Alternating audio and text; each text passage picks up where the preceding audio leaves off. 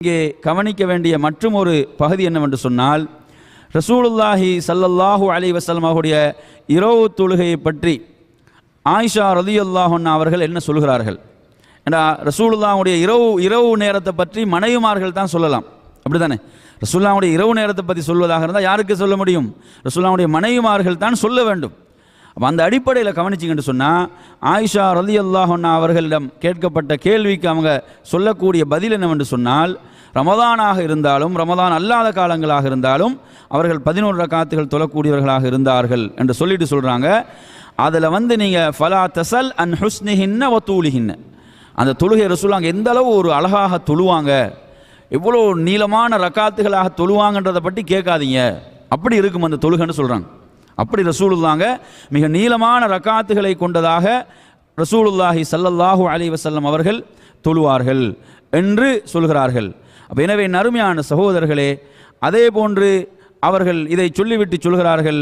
அந்த கேள்வியில் கேட்குறாங்க, ரசூலுல்லாஹ் வித்ரு தொழுவதற்கு முன்னால் அவங்க தூங்குவாங்களான்னு கேட்கும்போது ஆயிஷா ரலியல்லாஹு அவங்க சொல்கிறார்கள், அவர்களுடைய கண்கள் தூங்கினாலும் உள்ளம் தூங்க மாட்டாது என்று சொன்ன ஒரு செய்தியை பார்க்கிறோம். அப்புறம் இன்னொரு ரசூலுல்லாஹுடைய ஒரு வழிமுறை இருந்துச்சு, என்னென்னு பார்த்தீங்கன்னு சொன்னால், ரசூலுல்லாஹி ஸல்லல்லாஹு அலைஹி வஸல்லம் அவர்கள் ஃபஜ்ருடைய அதானுக்கு முன்னால் இரவு தொழுகை ரசூலுல்லாஹ் தொழுவாங்க இல்லையா, தொழுதுட்டு ஃபஜ்ருடைய அதானுக்கு முன்னால் பார்ப்பாங்க. என்ன பார்ப்பாங்க? ஆயிஷா ரலியல்லாஹு அன்ஹா அவங்க தூங்கி கொண்டு இருக்கிறாங்களான்னு பார்ப்பாங்க. ஆயிஷா ரலியல்லாஹு அன்ஹா அவங்க தூங்கலைன்னு சொன்னால் அவங்களோட பேசி கொண்டிருப்பாங்கன்னு வருது. அப்படி இல்லைன்னு சொன்னால் என்ன செய்வார்கள்? ரசூலுல்லாஹ் கொஞ்சம் தூங்குவார்கள். அப்போ இதுவும் ரசூலுல்லாஹுடைய ஒரு வழிமுறையாக சுன்னாவாக இருக்கிறது என்பதை நாம் விளங்கி கொள்ள வேண்டும். அப்போ அன்பிற்குரிய சகோதரர்களே, இந்த இரவு வணக்கம், இந்த இரவு தொழுகை என்று பார்த்தீங்கன்னா, இப்போ இந்த ரமதானை பொறுத்தவரையில் இந்த வேர்ல்ட் கப் ஃபுட்பாலும் வந்திருக்குது இல்லைங்க சொல்கிறது. நிறைய பேர் அதில் தான் மிச்சம் கண்ணு கருத்துமாக இருக்கிறாங்க. அதில் மிக ஆர்வமாக எந்தெந்த டீம் எப்போ விளையாடுது எல்லாம் ஷெடியூல் அவங்கெல்லாம் க்ளீனாக ஒட்டி எல்லாம் வச்சிருக்கிறாங்க இல்லைங்கச்சா.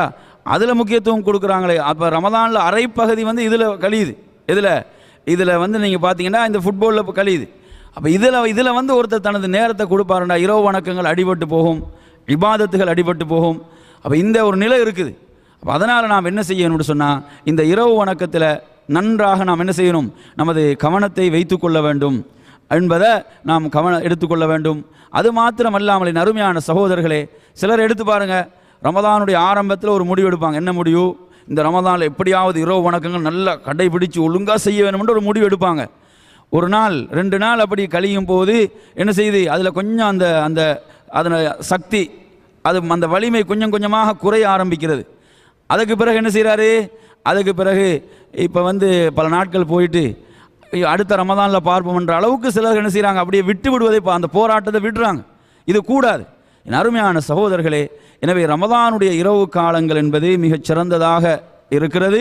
எனவே இரவு வணக்கத்தை நாம் நன்றாக கவனம் செலுத்த வேண்டும்.